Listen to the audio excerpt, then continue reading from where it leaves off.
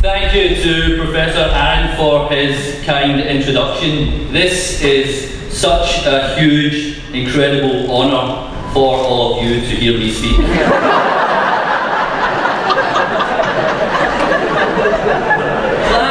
Class of 2012, in the words of renowned international relations scholar Shania Twain, looks like we made it. It is great to speak in front of so many intelligent, passionate and inspiring students and Evan.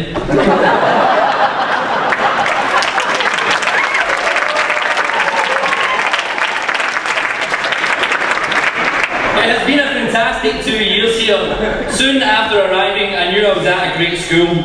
It was actually when I met my classmate Mark Valencia that I realised as much. Mark is from Malta. He grew up in Dubai. His last name is a Spanish city. And he greeted me by saying, "Alright mate." And so I knew that MSFS was truly international and was the #1 international relations programme.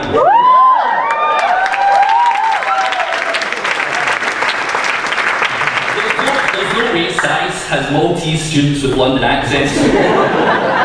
In fact, I've always been impressed by how well the foreign students speak English. In MSFS we have a Norwegian guy who speaks English like Hugh Grant, a Chinese student who has a near-perfect American accent, and a German student who, when he speaks English, he sounds like, no, in fact he sounds pretty German.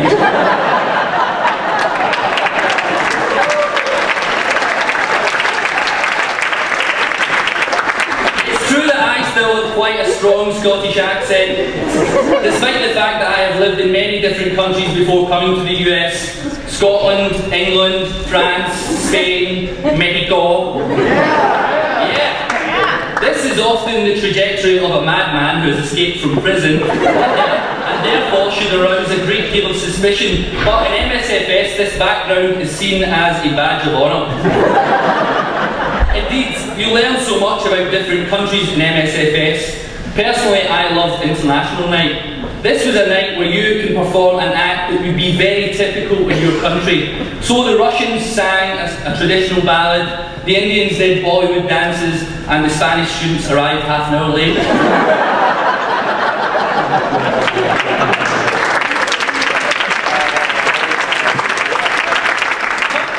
Punctuality aside, parents, you should know that your kids have worked exceptionally hard during these last 2 years. To the class of 2012, I know that I'm not supposed to say this, but in a lot of ways you've been a huge disappointment. You are all geeks. Parents, these people do not party at all. They don't even know how to party. There have been no Oktoberfest parties from 6 AM, no Eurovision Song Contest parties where people start drinking at 1 PM and end up in bed by 4 PM, no crazy Latin America parties. There was never a spontaneous 4 AM karaoke in my Baltimore apartment.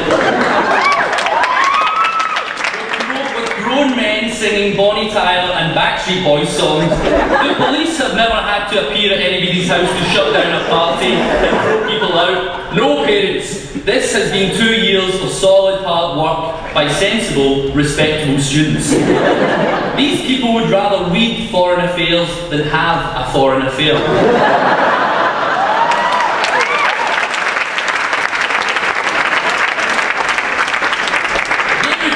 Rather discuss the problems in the Congo than go outside and do a conga. When we had oral exams, for example, we were all doing lots of prep in the weeks leading up to the exam period, and quite a few students rented housing in the Outer Banks to relax before the big exam. Now, most people, when they rent a beach house with a huge hot tub during spring break, they think, this is going to be great for a party, let's bust open the Cristal and get the gangster rap blasting out the sound system, let's trash the joint, etc, etc. But when MSFS students saw the hot tub, their reaction was, this is going to be a great place to talk about sustainability of China's economic model.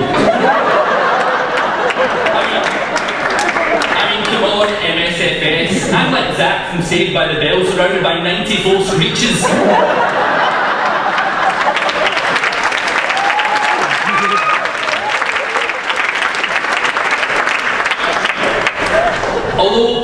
we should not be laughing about such a serious topic as international relations. We already know from MSFS group emails that some students are very sensitive about jokes related to international relations. So just let me check 1 second. Is everything okay, Yannick? You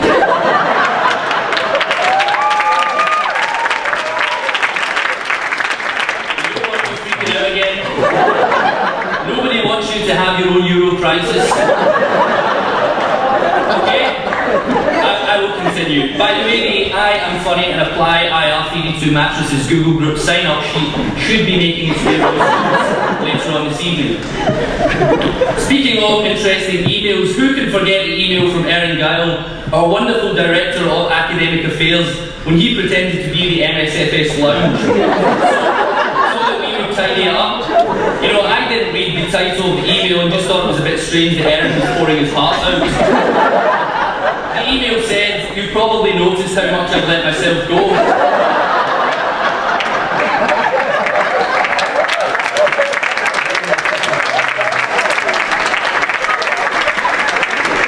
I look pretty haggard. I'm a mess. I've got all kinds of stuff crammed in places where things shouldn't be crammed. Go back and read the email.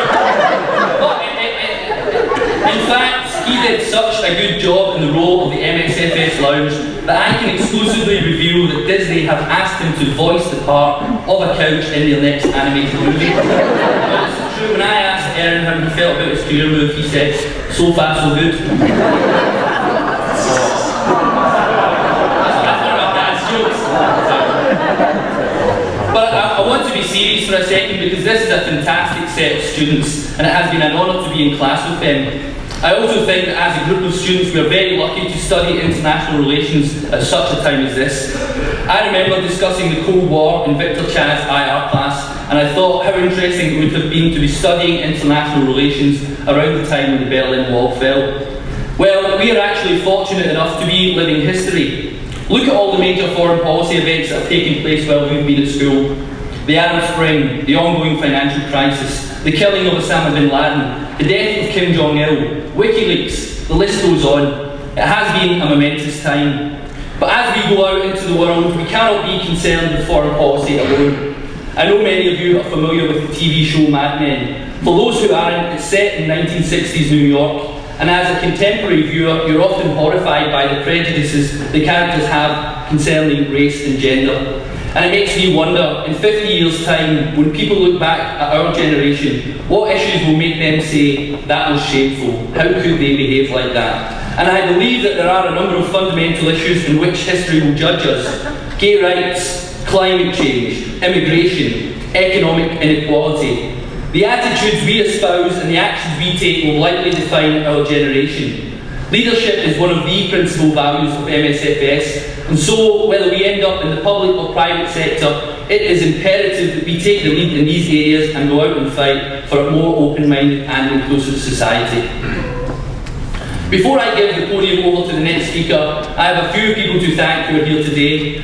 My mother, I'm so glad that you could make it today, and your love and affection over the years have always driven me on. It's also great that you came because now people can stop asking me if my mother is actually Susan Boyle or Mrs. Doubtfire.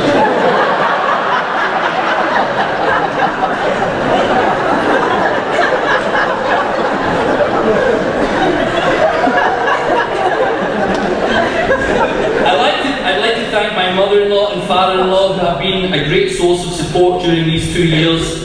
My incredible wife who has just graduated from Johns Hopkins. No, it's okay, it was actually the School of Public Health, you never go to SAIS. Now, at long last, I would like to introduce our alumni speaker. I got my information on him from Wikipedia. I'm not sure how reliable Wikipedia is, but it's worked well for most of my papers.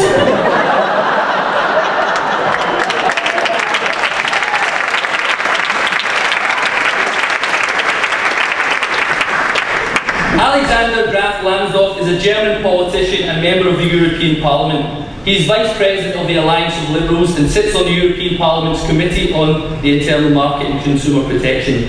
Lambsdorff is a substitute for the Committee on Foreign Affairs and a member of the Delegation for Relations with the United States. I should let Alexander know that we have a great German student in our programme, a guy who will surely go on to do great things. This student is creative, forward-thinking, exceptionally intelligent. Oh no, hold on, Mateus graduated last year. Anyway, ladies and gentlemen, please join me in welcoming